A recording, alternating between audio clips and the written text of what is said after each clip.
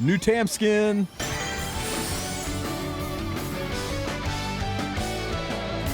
Should we start the show? We're gonna sing you a song. World Arena over a week from Friday. And there is I guess they gave eyes to the champion frame and made it slightly less gold. So there's your warlord emblem, right? Those who seek to harm the forest deserve no mercy. We were in a big hurry because we ended RTA early, so we put out a half-finished Vivian skin. For those of you who are excited about fan service Vivian in a white dress, here she is. You know the meaning of the lilac? May this scent remain forever in memory. Guild War additional improvements. Central Fortress attacks requirements removed. Okay, so we can just say screw the side forts and go straight into the center fort. Interesting. If a player yields before a hero dies, the hero will no longer be considered dead. And players are now able to receive their maximum war points for destroying all buildings, regardless of any difference in the number of members between the two guilds. Okay. For all of the 5 people that are destroying all of the buildings. And Central Fortress bonus havoc adjusted. Okay, so they're letting us attack all fortresses. I'm assuming they're going to make all fortresses be the same value, right? Okay, whatever.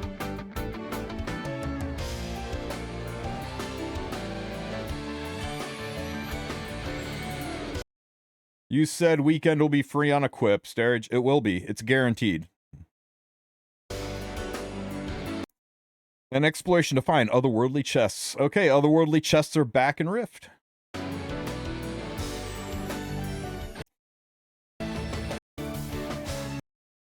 Okay, drop rate up banner. So the in-between banner is going to be Knockwall, Lilius, and Vivian. So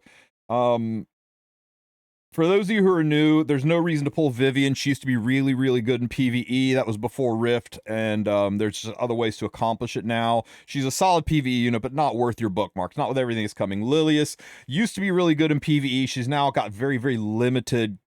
Okay, let's just say it. She's terrible in PvE now, but she is pretty good in RTA. If you're a new player, you really have no interest in Lilius at all. Knockwall is a very high-end RTA unit. She's one of the better RTA units. She's got no use in PvE, and she is incredibly hard to build for a newer player. I would skip. And long story short, if you're new, if you're under a year, you don't pull on any of these units unless they are waifu. You just dip out. The only one that's even the least bit interesting is Vivian, and you get her for free.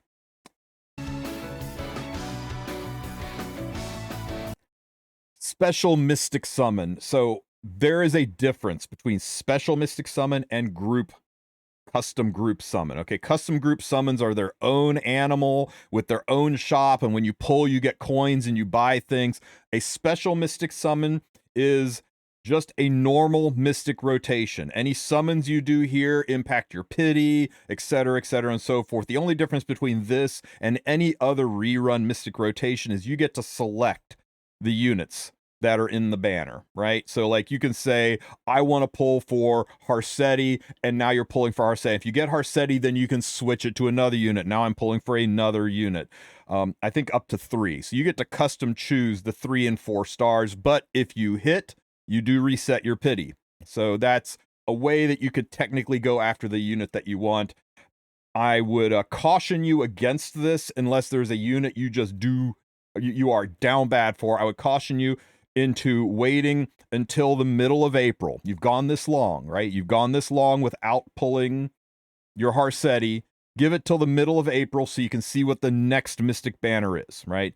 The next Mystic Banner is Arunka, and she completely unbalances the game and is the must-have unit of 2025. You'll feel pretty bad that you blew your pity. And maybe, just maybe, you want to wait until like April 15th range to see what's coming, so you can make an informed decision and not have buyer's remorse.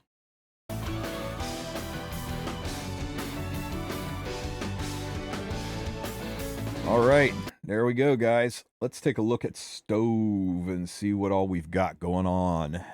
Okay, Lots of stuff from... Oh, wow. Holy smokes. Okay, we have a lot to go through, so I'm going to breeze through this pretty quickly.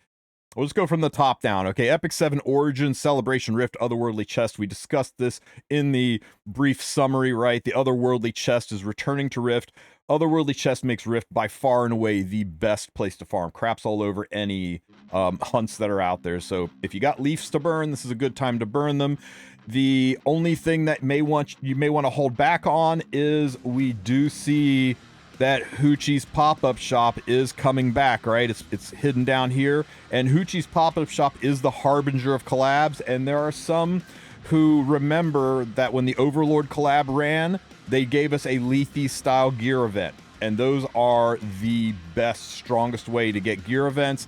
Not all collabs do Lethe style gear events, but if they do, then doing that Rift might be not the best move for you. You might burn through all your leafs and miss out on a Lethe style gear farming event, which is like doing 3 months of Rift in 2 weeks worth of farming a Lethe event. It's like that kind of good for your account. So you got to make that choice.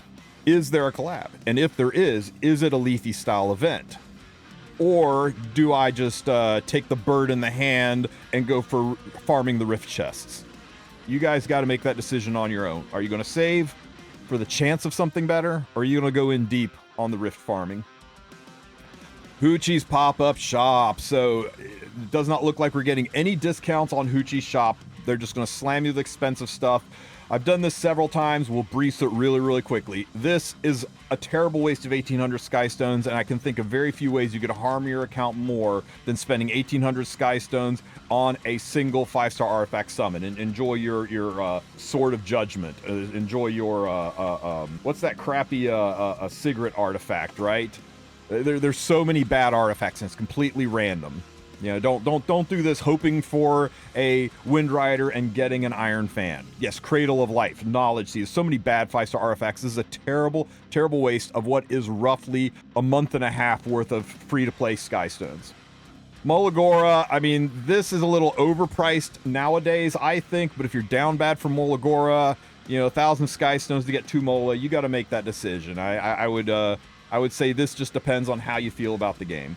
50 Mystic Metals for 200. I mean, this is a worthwhile expenditure for 800 Skystones, just simply because Mystic Metals, there's no easy way to farm them, right? So I usually go on this.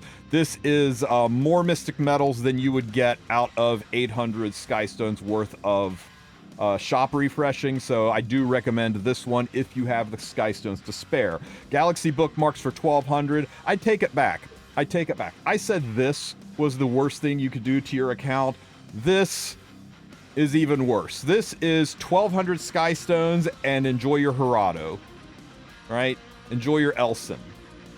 It's just a single Galaxy Summon. This isn't 5 Galaxy Summons, it's a single Galaxy Summon. It takes 5 bookmarks to do a summon, and it could be a 3-star. It will be a 3-star. Enjoy your Elson for 1,200 Skystones. For the love of God, do not buy this.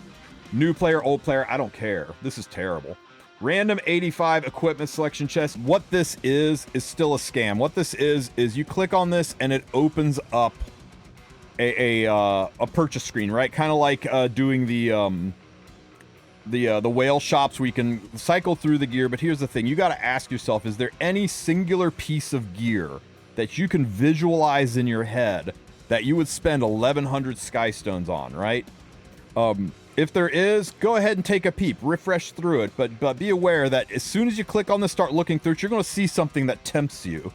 And you got to ask yourself, is 1,100 Skystones worth anything? And if you can't think of a piece of gear that's worth 1,100 Skystones, you stay away from this. I usually peek into this, but it has got to be the god tier perfect best piece of freaking gear you've ever seen to be worth 1,100 Skystones for one piece of gear. Don't go in there and be like, well, it's got 4 speed on it, I guess it's a speed check, I'll go ahead and buy it. No fam, it's got to be like 33 gear score base with the perfect arrangement of substats. So just, if you're a new player, be very careful of this. Hey Kronos Blade, thank you for the sub. I appreciate it, man. Thank you so much. That's my advice to you on this. If you're a new player, be very careful about this. If you're a veteran, you know what to do. You do your thing, right? But if you're a relatively new player, be really careful about pulling on this. Reforged Matte Selection Chest. I'm not gonna lie to you guys. I've bought this before because I've needed Reforged mats, but it's not a good thing to buy. You should just stick with doing expeditions, but if you've got a piece of gear you absolutely need to reforge, that's sitting there. You know what? You should just be able to get all the charms you need from your guild.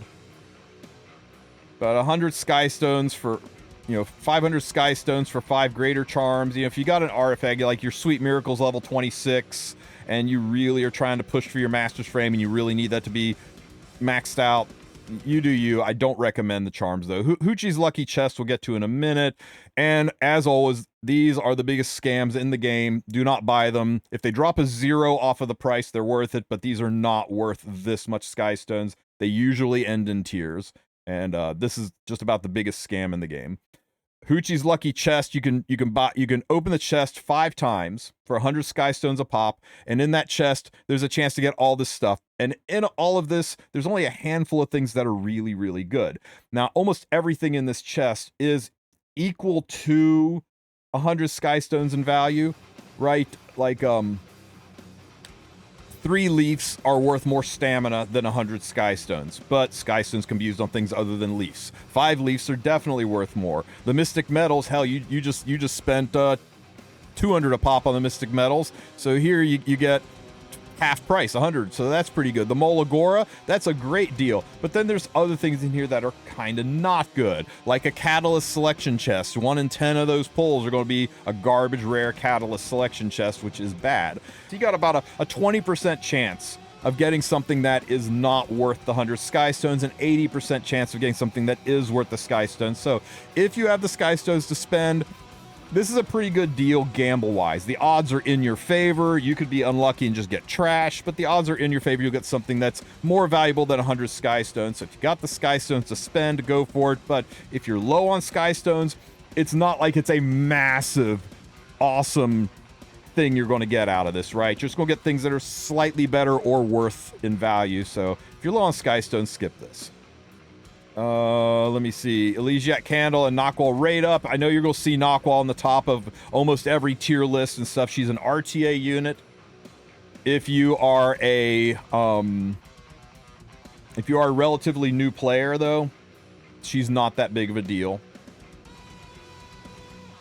She's really strong in RTA, but she's not necessary in a modern meta. You skip this. This is bait. You don't pull for Knockwall. Unless you know what you're doing and you know your account. Let me see.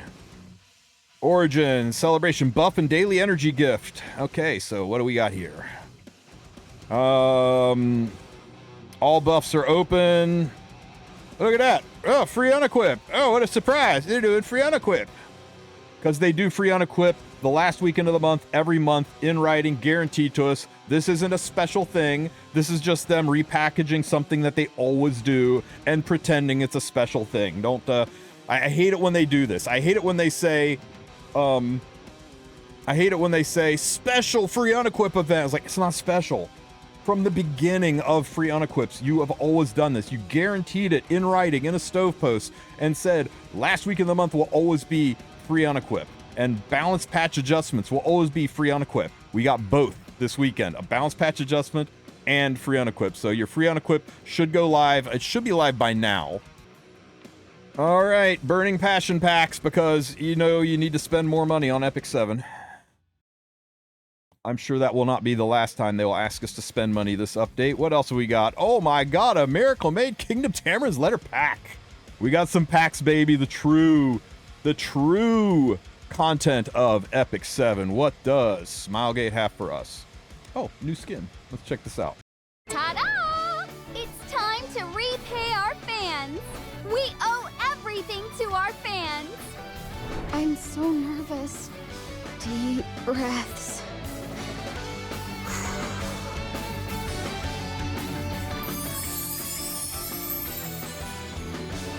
Should we start the show?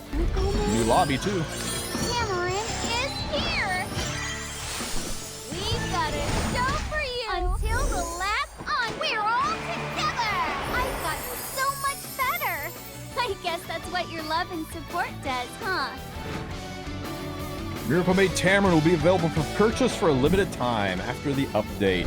So, guys, first of all, I'm glad it's not half of a skin, right? The old Tamarind skin was half of a skin. Like, you could only see the skin when she transformed, and when she didn't transform or she was just in her lobby, it was a base skin. It was a full price skin for half price. So I like the fact that it is a skin that changes her look when she's in normal mode and when she's in idle mode. So that's pretty cool. I think it's hilarious that it starts out with... It's time to repay our fans.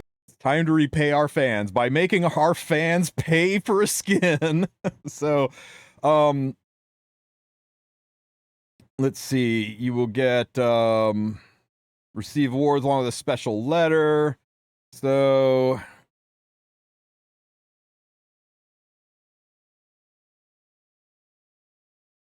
purchase method for free. We get energy.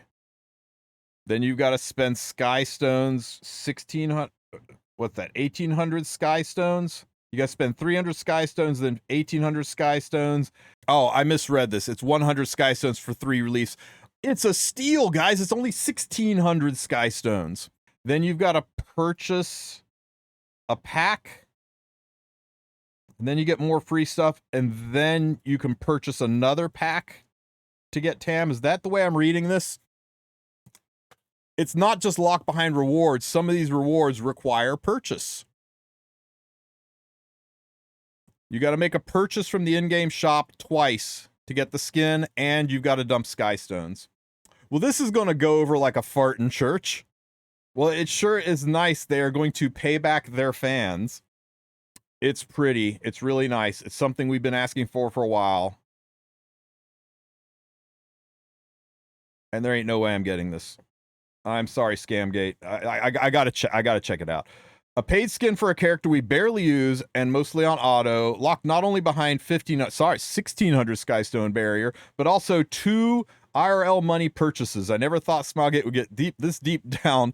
That's way more underwhelming than I could have ever imagined. This is disappointing. Making a paid skin behind such a big barrier. If you think this will be a success, think again. People already have their hands full with different packs, energy, mystics, molas. Adding another paid, yeah. Go, this one, go to hell. Friggin' based.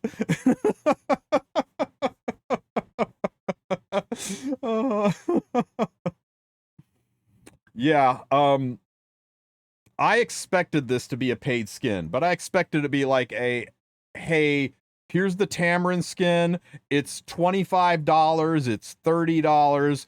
It's $50, but it's the Tam skin and a bunch of bookmarks, something like that, right? Most games when they sell skins, they sell them for like 25, 30 bucks. Some of the really high end ones go for as much as 50, but this is about the equivalent of 50 to $60 worth of sky stones plus an in-game purchase plus purchasing the skin. This is April Fool's, right? Oh, last I checked, it was only the 26th. So nope. This is actually freaking happening. And now they're hiding how much it is, right? It better be like $1. It better be $1. What do you guys think? How much do you think these are going to be? This is designed to get people to spend, right? You got your Tam for free from connections. Now you want the skin. I bet this one's going to be cheap, right? I bet this will be like $5, and I bet this will be like $30. This will be $5 to get used to spending, and then by the time you get here, you go, well, I've already used my credit card once. I guess it's not that much more to drop another 30 on the game, and then I can get the lobby skin too. Oh, I am sensing Smilegate's going to be taking some heat over this. What else we got?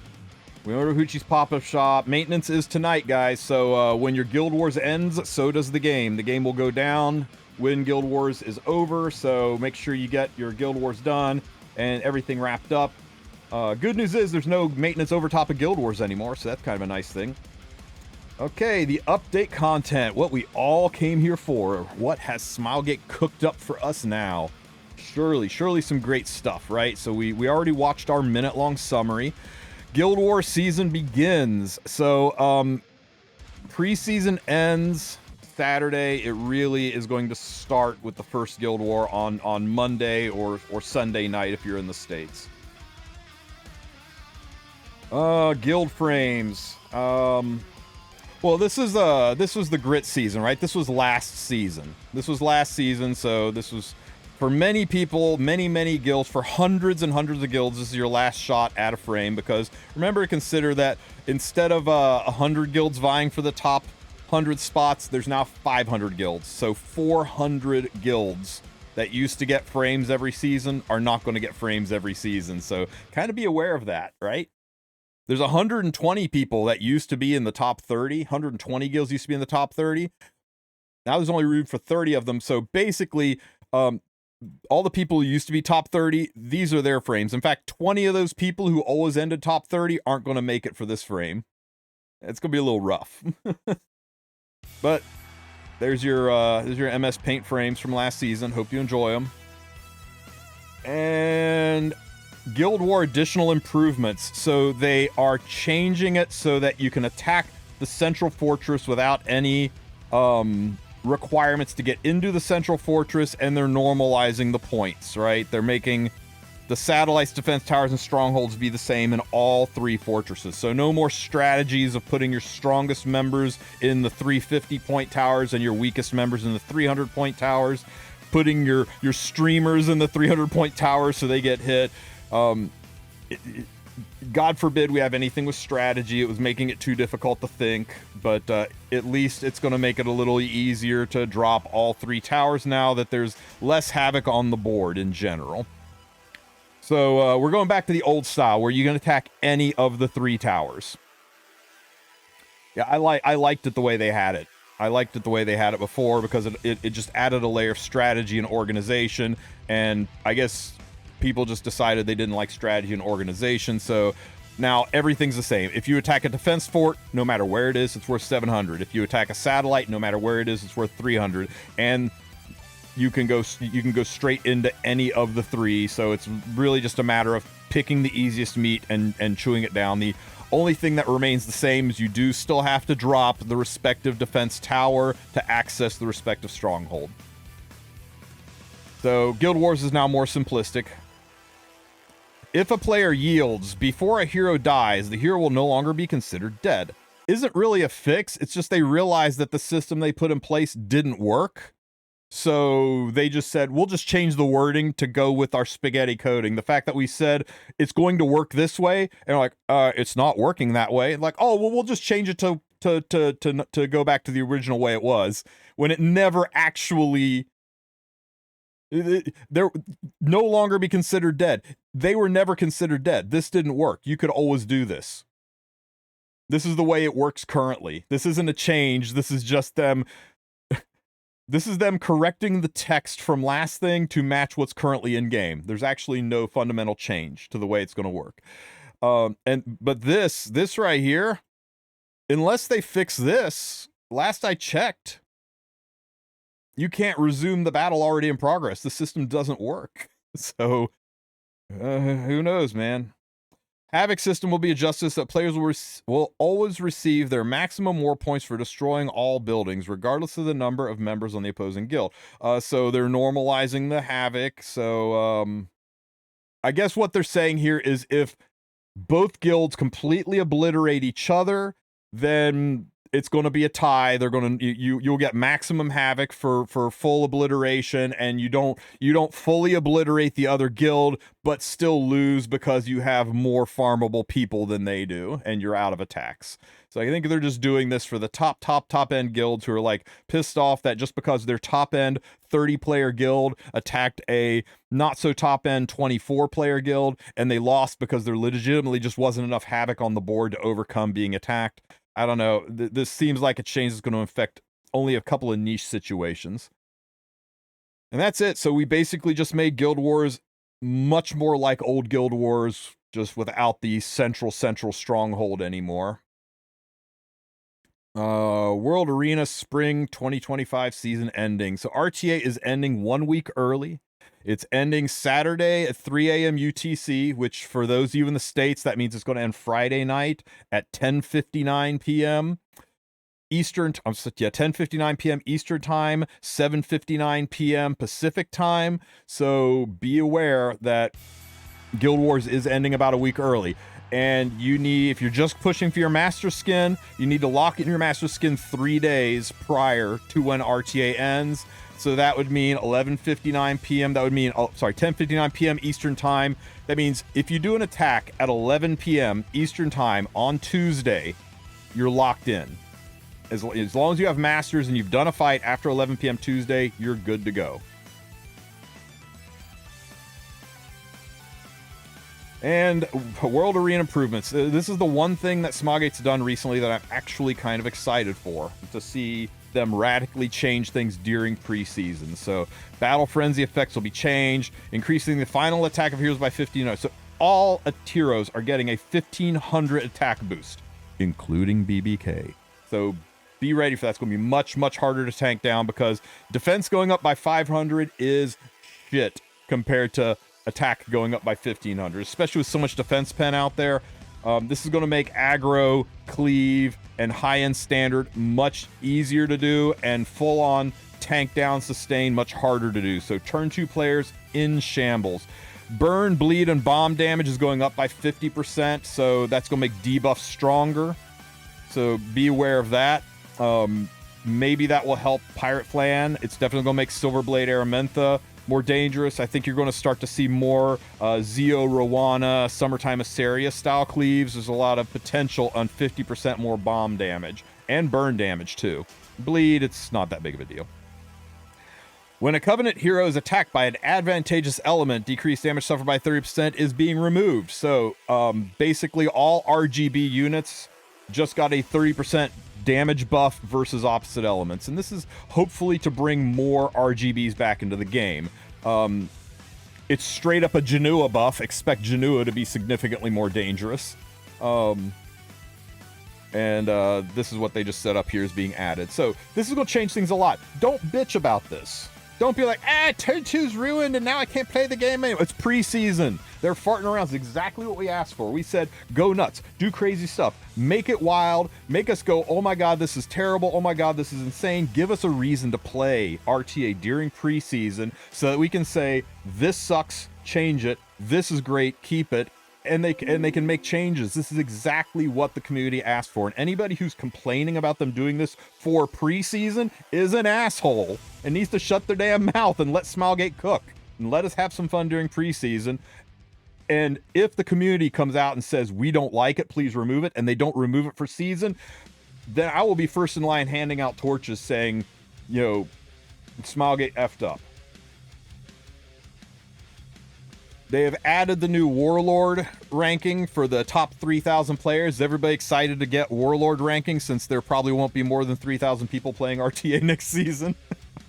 I kid, but it's nice to see something else that you can push for that's not, I'm a super hungry sweat. Upcoming World Elite improvements, 2020 World Distribute. Okay, wait, what's this? Season reward 2. So like say you end Masters, you will get the Sylvian skin, the Oath of Genesis frame, the background pack. Everybody who even plays at least once gets the background pack, and you will get a profile card frame. If you end Emperor, you will get the Iron Blood frame and the Iron Blood profile card frame. This is a really wordy way of saying it's exactly the same, but you will also get profile card frames and a background pack. Lilac Fragrance Vivian. So, how you guys feel about this skin? How you guys feeling about this skin? How you feeling about it now? My take on the skin. It's not going to be very popular. I think it's bad. I think it's lazy. I think it is rushed, and it doesn't have any soul or spirit. I think it is, it's boring. It's just, hey, let's fan service Vivian's boobs and put her in a white dress. Look at Sirmia's skin. So much personality. So much story to it. Look at Pirate Flan's skin. Talk about personality and story to it and tying into her lore. But this just feels boring. This just feels like we slapped her in a white dress And that's it. If you like it, if you love it, if you think it's hot, then get it. Enjoy it. Be happy. I just feel like it feels like it's rushed. It feels like they said, shit, it's ending a week early. We haven't had time to do any lore story around it. Let's just the only thing we worked on was her boobs. What if we got like just put her in a white dress and post it live? I don't know, guys. I don't know. I'm not a fan of the skin. It feels lazy. What the hell's going on with her feet down here? Guys?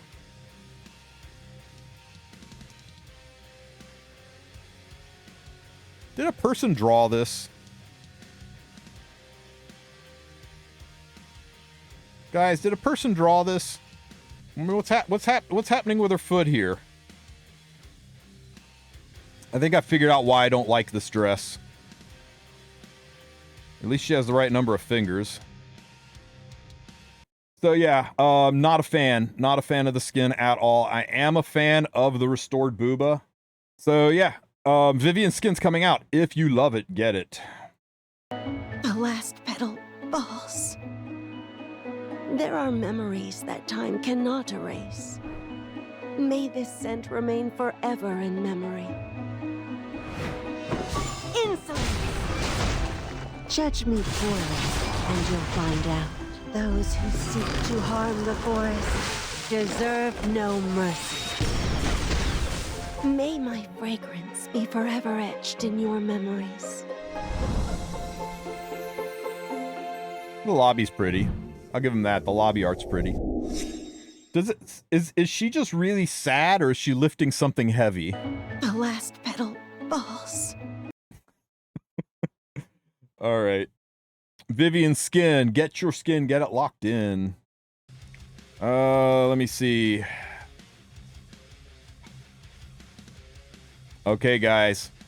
You didn't ask for it, and we don't care. Second season of Nadalon High. More kids in high school in your Booba Dragon waifu game. So yeah, for the 5 of you who really like the Nadalon High story, chapters 4, 5, and 6 are coming out. For everyone else, there is no skip button. Fuck you. It's 50 Mystics. You got to do it. Miracle Maid Kingdom week 2. So we get the second half of Miracle Maid Kingdom, which is actually a kind of an adorable story. I like it. Okay, coin shop rotation. Let's go. Come on. Show me something good.